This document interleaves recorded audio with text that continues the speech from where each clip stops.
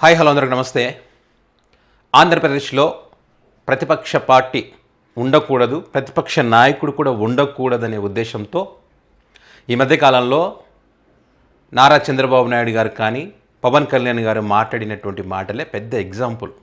15 సంవత్సరాలు మేము అధికారంలో ఉంటాం, ఎట్టి పరిస్థితుల్లో జగన్ రానివ్వమని ఛాలెంజ్ చేశారు పవన్ కళ్యాణ్ గారు. చంద్రబాబు నాయుడు గారు ఒక వర్గం మీడియాలో ఒక జర్నలిస్ట్ అడిగినటువంటి ప్రశ్నకు భూస్థాపితం, ఆ భూతాన్ని రాకుండా చేస్తానని చెప్పాడు.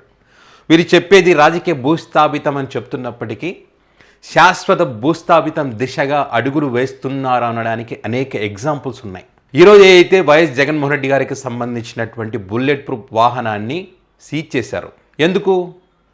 జగన్మోహన్ రెడ్డి జనాల్లోకి వెళ్ళకూడదు, అనేక ఆంక్షలు రూల్స్ పెట్టినప్పటికీ కూడా జగన్మోహన్ రెడ్డి ప్రజల్లోకి వెళ్తున్నాడు, ప్రజల్లోకి వెళ్ళి మన సమస్యలను ప్రజల దృష్టికి తీసుకుపోతున్నాడు, మన పైన వ్యతిరేకతను తీసుకొస్తా ఉన్నాడు, ప్రజలకు మర్చిపోతున్నటువంటి ప్రజలకు గుర్తు చేస్తా ఉన్నాడు, ప్రజల తరపున పోరాడుతూ ఉన్నాడు. ప్రజలు కూడా మా తరపున ఒక నాయకుడు, ప్రశ్నించే నాయకుడు ఒకరు ఉన్నారని చెప్పి ఆ నాయకుడికి ఎక్కడ పోయినా కూడా జేజేలు కొడుతూ ఉన్నటువంటి క్రమంలో దీన్ని ఆపాలి.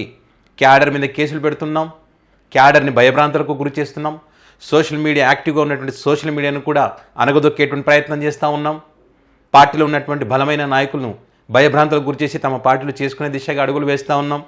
ఇక ఏం చేసినా కూడా కార్యకర్తలు, జగన్ అభిమానించేటువంటి అభిమానులు, జగన్మోహన్ రెడ్డి వీళ్ళు మాత్రం ఎన్ని కోట్లు ఇచ్చినా ఏం చేసినా కూడా భయపడకుండా, డబ్బులకు అమ్ముడు పోకుండా జగన్ వెంటే ఉన్నారు. ఏ కార్యక్రమం చేసినా సక్సెస్ అవుతుంది. సో దాన్ని ఆపాలి. ఎట్లా అంటే ఇదే సెక్యూరిటీ విషయంలో రూల్స్ పెడతా ఉన్నారు. కోర్టు దృష్టికి ఏమో సెక్యూరిటీ కల్పిస్తున్నామని చెప్తారు, 500 మంది సెక్యూరిటీ ఉన్నారు, బుల్లెట్ ప్రూఫ్ వాహనం కూడా ఇచ్చామని చెప్తారు. కోర్టులో ఏం చెప్తారు? బుల్లెట్ ప్రూఫ్ వాహనం సమస్య ప్రాబ్లమ్స్ ఉన్నాయి, రిపేర్ చేయిస్తామని చెప్తారు.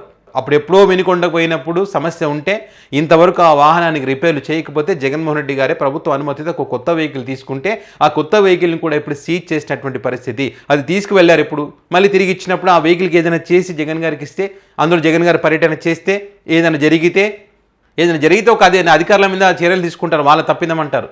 జగన్ గారు వద్దంటే కూడా పోయారని చెప్తారు. ఎందుకంటే ఎన్ని చేసినా ఏం చేసినా కూడా జగన్మోహన్ రెడ్డికి జనాలంటే పిచ్చి ఉంది. కూటమి నాయకుల ఉద్దేశం ఏంటో తెలుసా? జగన్ ఒక పిచ్చోడు, పబ్లిక్ అంటే పిచ్చి, ఎంత చెప్పినా జనాల్లోకి పోతూ ఉంటాడు, సెక్యూరిటీ అది చూసుకోడు, వాళ్ళు చూసుకుంటారని వదిలేస్తారు, ఎవరైనా వచ్చి కలుస్తానంటే కలుస్తాడు, బుల్లెట్ ప్రూఫ్ వాహనం ఇచ్చామని చెప్దాం కానీ ఇవ్వకుండా ఉందాం, పనికి వల్ల బుల్లెట్ ప్రూఫ్ వాహనం ఇద్దాం, రోపార్టీలు ఏర్పాటు చేస్తామని చెప్పాం కానీ చేయకుండా అక్కడ రోపార్టీలు అడ్డం పెట్టకుండా పక్క ఉండమని చెప్దాం, ఇష్టం వచ్చినట్టు చేద్దాం. ఇట్లా మానసికంగా భయపెడితే జగన్ గారు రాకుండా ఉంటారేమో. ఒకవేళ వస్తే ఆ అభిమానం ముసుగులో ఎవరన్నోరు పోయి అక్కడ దాడి చేస్తే ఆ దాడికి మాకు సంబంధం లేదు, వాళ్ళే చేసుకున్నారు. ఇప్పుడు చెప్తున్నారు కదా, జగన్ వెంట ఉండేది సైకో బ్యాచ్, జగన్ వెంట ఉండేది గంజాయి బ్యాచ్, జగన్ వెంట ఉండేది రౌడీలు. అంటే జగన్ గారి వెంట మొత్తం రౌడీలు, సైకోలు, గంజాయి బ్యాచ్లు, బ్లేడ్ బ్యాచ్లు, ఇవే.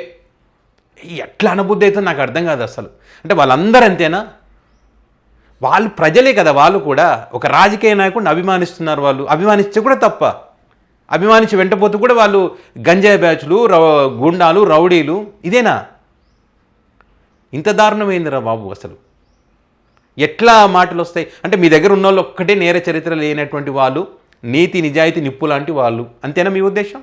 అనువనువున జగన్మోహన్ రెడ్డిని శాశ్వతంగా దూరం చెయ్యాలనేటువంటి ఒక పెద్ద కుట్ర జరుగుతుందనడానికి అనేక ఎగ్జాంపుల్స్ ఉన్నాయి.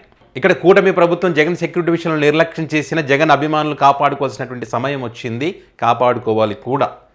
ఎంత దారుణం! ప్రభుత్వం తన బాధ్యతగా కల్పించాల్సిన సెక్యూరిటీ కల్పించదు.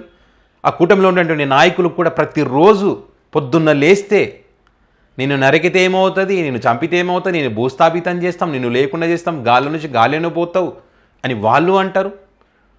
తెలంగాణలో ఉన్నటువంటి ఒక మహిళనేమో విజయమ్మ గారు అన్నారంట, చిన్నప్పుడు గొంతు బెసికి చంపింటే బాగుండని చెప్పి అన్నారు. ఎంత దారుణం చూడండి అసలు. ఒక తల్లి ఒక కొడుకుని ఆ రకంగా చేయాలని కోరుకుంటుందా? ఆమె కూడా ఒక మహిళనే కదా, ఒక తల్లే కదా, ఆ రకంగా మాట్లాడొచ్చా అంత దారుణంగా? ఎంత విచిత్రం చూడండి ఇక్కడ అసలు. చెల్లేమో జగన్మోహన్ రెడ్డి జైలు పాలు కావాలని కోరుకుంటుంది, కూటమేమో జగన్మోహన్ రెడ్డి అసలు లేకుండా చేయాలని కోరుకుంటుంది, ఒక మీడియానేమో జగన్మోహన్ రెడ్డి అడ్డు తొలగించాలి శాశ్వతంగా అని చెప్పి అందరూ కుట్రలు పడుతూ ఉన్నారు. ఎవరెన్ని కుట్రలు చేసినా, ఎవరు ఏ రకంగా కోరుకున్నా అభిమానులు ఉన్నారు. ఆ అభిమానులే జగన్ని కాపాడుకోవాల్సిన అవసరం ఉంది. కాపాడుకోవడం అంటే ఏదో సోషల్ మీడియా వేదికగానో లేకపోతే ఒక ప్లగ్ గార్డ్ పెట్టి ఎలివేషన్స్ ఇవ్వడం కాదు. రాజకీయంగా నిలదొక్కుకోవాలంటే మీరు గ్రౌండ్లో కష్టపడి పనిచేయాలి, ప్రతి క్షణం కంటికి రెప్పలా కాపాడుకోవాల్సినటువంటి బాధ్యత ఉండాలి. చాలా సీరియస్గా ఆలోచించాల్సిన అవసరం ఉంది. ఇప్పుడు జరుగుతున్న పరిస్థితులు ఆ రకంగా ఉన్నాయి కాబట్టి. ఇంత జరుగుతూ ఉంటే వాళ్ళ పత్రికల్లో, వాళ్ళ మీడియాలో కొంతమంది మేము జర్నలిస్టం, గొప్పోళ్ళం, రాష్ట్ర ప్రగతిని కోరుకునే వాళ్ళం, మళ్ళీ ఏమంటారు ఇక్కడ, ప్రజాస్వామ్యంలో ప్రశ్నించే హక్కు ఉంది కాబట్టి సెక్యూరిటీ కల్పిస్తున్నాం, ప్రజల్లో తిరుగుతున్నారు కాబట్టి అని చెప్పి. ఎక్కడ కల్పిస్తున్నారయ్యా? ప్రజాస్వామ్యాన్ని మీరు గౌరవిస్తున్నారా? ప్రజాస్వామ్యం మీద గౌరవం ఉంటే 15 సంవత్సరాలు మేమే ఉంటాం, ఇంకా జగన్మోహన్ రెడ్డి రానివ్వమని ఎట్లా అంటారు? ప్రజాస్వామ్యం మీద గౌరవం ఉంటే, మీరు ప్రశ్నించే అవకాశం కల్పించి ఉంటే, మరి ఎవరైనా సూపర్ 6 అమలు కాలేదంటే 4 మందం అని ఎట్లా మాట్లాడతారు? మీ పార్టీ నాయకులు, వైసీపీ పార్టీ నాయకులకు సపోర్ట్ చేయకండి, ఎవరైనా సహాయం అడిగితే ఎట్లా చెప్తారు? ప్రజాస్వామ్యాన్ని ఎక్కడ గౌరవిస్తూ ఉన్నారు? ప్రజాస్వామ్యంలో ప్రతిపక్ష నాయకుడికి సెక్యూరిటీ కల్పించాల్సినటువంటి బాధ్యత ఉన్నప్పటికీ మాజీ ముఖ్యమంత్రికి మరి ఎందుకు కల్పించట్లేదు? ప్రజాస్వామ్యాన్ని గౌరవించినట్టు అవుతుందా? జగన్మోహన్ రెడ్డి గారు బయటికి వెళ్ళినప్పుడు ఏ రకంగా ఉంటుంది పరిస్థితి? జగన్ గారి వెహికల్ ఇది ఉంది, ఇక్కడ జగన్ గారి వెహికల్ అనుకోండి. ఇక్కడ వాళ్ళు ఏం చెప్తా ఉన్నారు? ఇక్కడ ఒక వెహికల్, ఇక్కడ ఒక వెహికల్, ఇక్కడ ఒక వెహికల్, తర్వాత రోప్ పార్టీస్ చుట్టూ ఉన్నాయి. ఒక వెహికల్ ఇక్కడ క్లియరెన్స్ చేసుకుంటే వెళ్ళింది, సైరన్ కొట్టుకుంటా అని చెప్తున్నారు. ఓకే, క్లియరెన్స్ చేసుకుంటే వెళ్ళిపోయింది. ఇది వెనక కూడా కొన్ని వెహికల్స్ ఉన్నాయంట, ఇటు పక్క కూడా సెక్యూరిటీ వాళ్ళు ఉన్నారంట. ఇది జగన్ గారికి ఉంది అని వాళ్ళు చెప్తారు. ఓకే, వాళ్ళ లెక్క ప్రకారం ఉంటే కనుక ఇక్కడ క్లియరెన్స్ చేశారు, ఇక్కడ రోప్ పార్టీస్ ఉన్నాయి చుట్టూ. రోప్ పార్టీలు అంటే ఇక తాళ్ళు పట్టుకొని ఇక్కడికి ఎవరు రాకుండా, జగన్ గారి దగ్గరికి ఎవరు రాకుండా అడ్డుకోవడం అనేది కదా. ఓకే, మరి రోప్ పార్టీలు చుట్టూ ఉన్నప్పుడు, ఇక్కడ క్లియరెన్స్ చేసినప్పుడు, ఇక్కడ వెహికల్స్ ఉన్నప్పుడు, మరి ఇక్కడ నుంచి జనాలు ఎట్లా జగన్ గారి బానట్ కారు మీదకి ఎక్కారు, అభిమానులు ఎక్కారు ఇక్కడ. మరి సింగయ్య మీరు చెప్తున్నట్టు కింద పడ్డారు అన్నారు కదా, ఇక్కడ సింగయ్య టైర్ కింద ఎట్లా పడ్డాడు?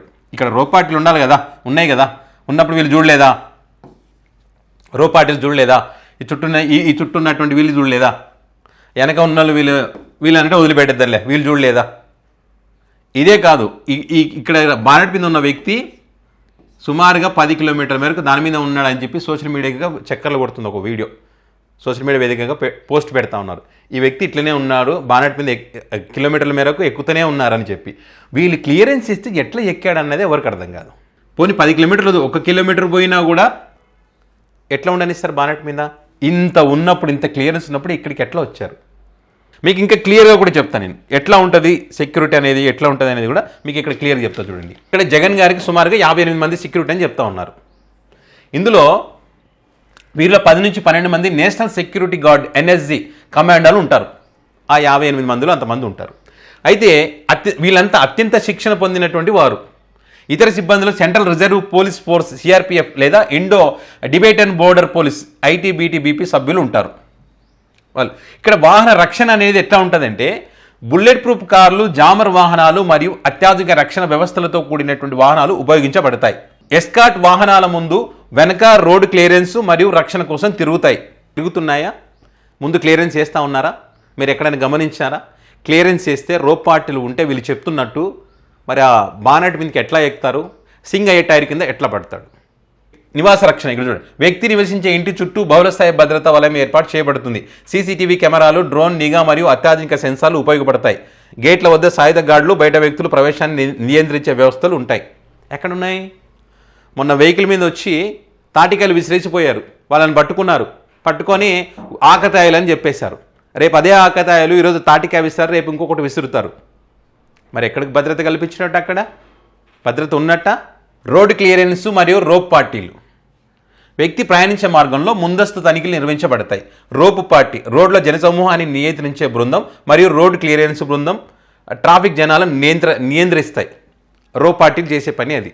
మరి ఎక్కడ మొన్న నియంత్రించాయా? సత్తెనపల్లిలో, పొదిలిలో, రాప్తాడులో, పల్నాడు, ఎక్కడైనా గుంటూరు మిర్చియాడికి పోయినప్పుడు ఎక్కడైనా సరే నియంత్రించారా? ఏమంటారు వాళ్ళు ఎంత నియంత్రించినా, ఎంత చేసినా సైకోలు, బ్లేడ్ బ్యాచ్లు, గంజాయి బ్యాచ్లు వాళ్ళ వల్ల రాష్ట్రానికి ముప్పు ఉందని చెప్పి ఇంత దుర్మార్గంగా ఎవ్వడూ మాట్లాడాడు. ఆ వచ్చినటువంటి అభిమానులు గంజాయి బ్యాచ్లతో పోలుస్తూ ఉన్నారు. వీళ్ళ కుప్ప నియోజకవర్గంలో గంజాయి పండిస్తున్నారు. ఫస్ట్ అది చూసుకోవాలి ముఖ్యమంత్రి గారు. సో ఇవన్నీ కరెక్ట్గా లేకపోవడం వల్లే జగన్ వాహనం వెళ్తున్నప్పుడు రోడ్డు క్లియరెన్స్ లేదు, రోప్ పార్టీలు ముందులో తాళ్ళు పట్టుకొని నిలబడాలి, కింది దిగినప్పుడు తాళ్ళు పట్టుకునేది లేదు. అవి లేవు కాబట్టి ఈ ఘటన జరుగుతున్నాయి. సో జరుగుతున్నటువంటి పరిస్థితులు ఇవి. కాబట్టి వైసీపీ పార్టీ కూడా జగన్ సెక్యూరిటీ విషయంలో జాగ్రత్తలు తీసుకోవాల్సిన అవసరం ఉంది. చాలా సీరియస్గా వీళ్ళ లీగల్ టీం కూడా పనిచేయాల్సిన అవసరం ఉంది.